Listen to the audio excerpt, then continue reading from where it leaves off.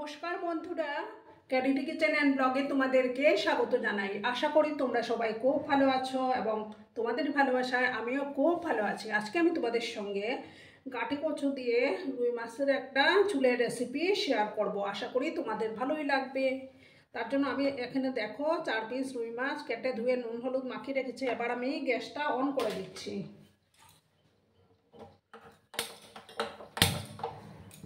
একটা কড়াই আমি বসিয়ে দিলাম। কড়াইটা গরম হয়ে যাওয়ার পর আমি তেল দিয়ে তারপর মাছগুলো ভেজে নেব। বন্ধুরা, ভিডিও দেখার শুরুতেই কিন্তু একটা লাইক করে দিও। তোমরা লাইক করলে ভিডিও বানানোর উৎসাহটা অনেক গুণ বেড়ে যায়। কড়াটাকে ভালো করে আমি গরম করে নিচ্ছি, ঠিক আছে বন্ধুরা। আমি কড়ার মধ্যে তেল দিয়ে দিয়েছি, তেলটা গরম হয়ে গেছে। এবার আমি একে একে মাছগুলো দিয়ে দেব।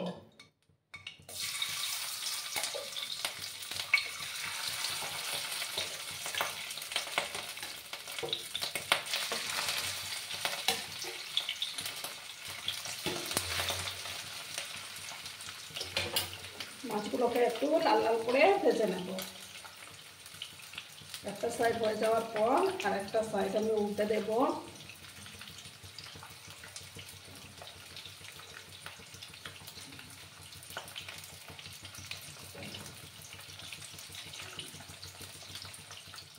দেখো বন্ধুরা, আমার মাছগুলো ভাজা হতে থাক। আর এদিকে আমি দেখো একটা মিক্সিং জার নিয়েছি, এটার মধ্যে আমি 1 চামচ গোটা জিরে দিয়ে দিলাম।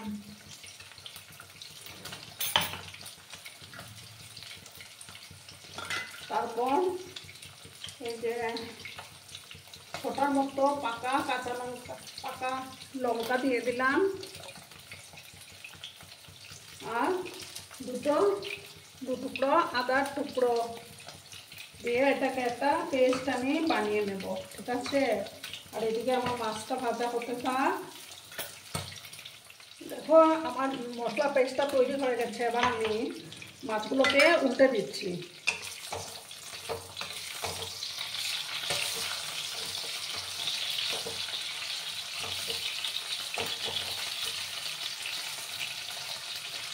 আর একটু সময় আমি মাছগুলোকে ভেজে নেব, তারপর মাছগুলো আমি তুলে নেব।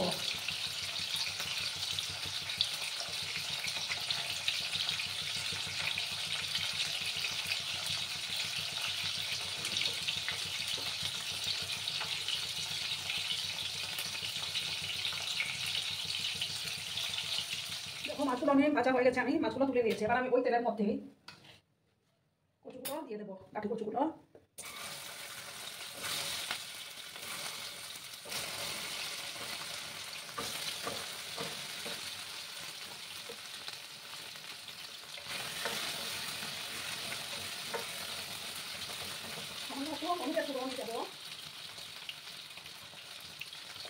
একটু সময় আমি এটাকে ভেজে নেবো।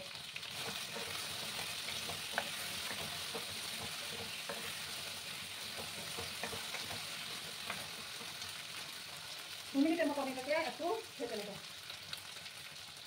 এটা কিন্তু সঙ্গে থেকে বন্ধুরা ভিডিওটা একদম স্কিপ করবে না, সম্পূর্ণ দেখার অনুরোধ রইল।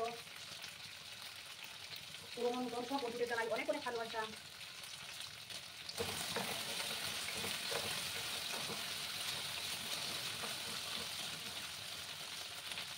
2 মিনিটের মতো আমি এটাকে ভাজবো, ঠিক আছে। দেখো বন্ধুরা, আমার কচুগুলো ভাজা হয়ে গেছে। এবার আমি তুলে নেব।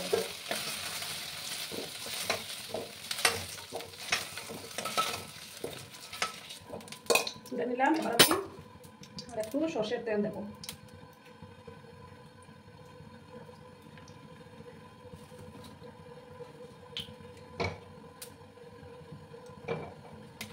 তেজপাতা দিলাম।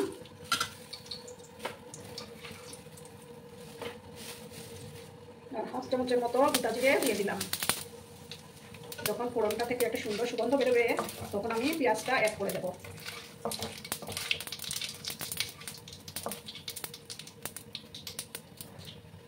এবার দেখো আমি 2টো পেঁয়াজ কেটে রেখেছিলাম, এই পেঁয়াজগুলো দিয়ে দিলাম। পেঁয়াজগুলোকে একটু লাল লাল করে আমি ভেজে নেব।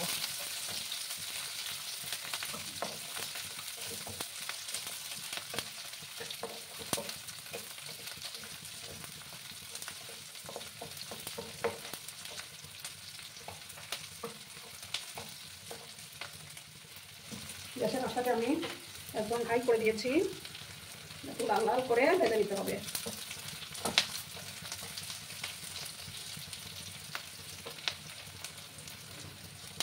বন্ধুরা আমার পেঁয়াজটা ভাজা হয়ে গেছে, এবার আমি মশলাগুলো দিয়ে দেবো। এই যে বেটে রেখেছিলাম মশলাটা, সেটা দিয়ে দিলাম। আর মিক্সিং জারটা ধুয়ে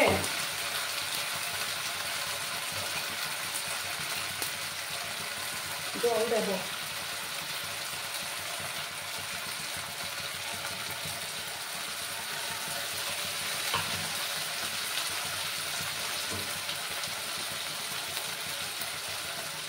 তারপর পরিমাণ মতো হলুদের গুঁড়োটা দিয়ে দেবো।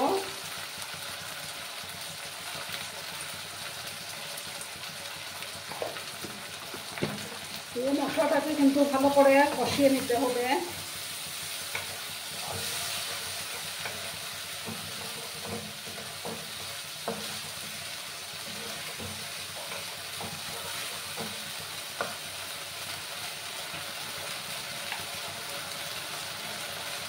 আর 1 চামচ কাশ্মীরি লঙ্কার গুঁড়ো দিয়ে দিলাম।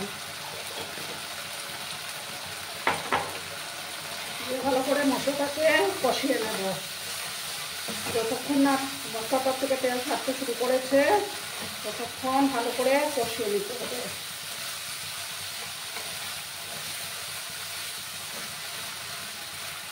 একটু সময় নিয়ে এটাকে কষিয়ে নেব। দেখো বন্ধুরা, মশলাটা প্রায় কষেই আসছে। এবার আমি কচুগুলো অ্যাড করে দেব।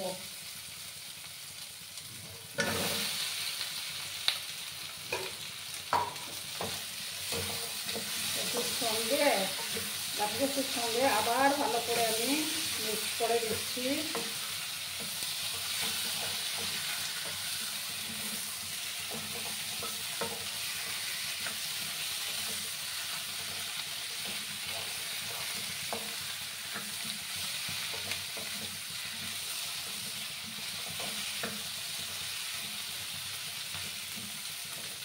এবার পরিমাণ মতো লবণটা অ্যাড করে দেবো।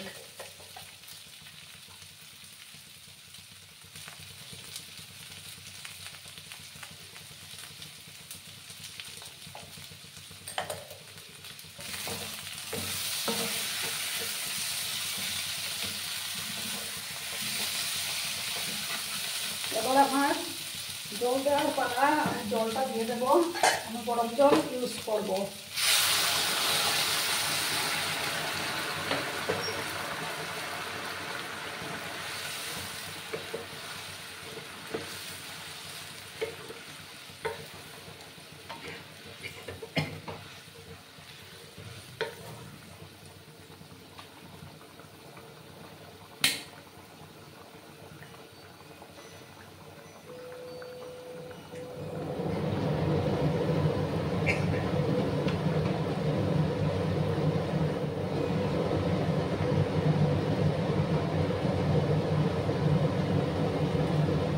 জল আমি দিলাম।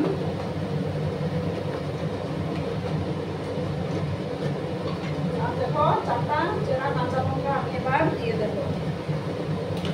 এবার মাছগুলো দিয়ে দেবো।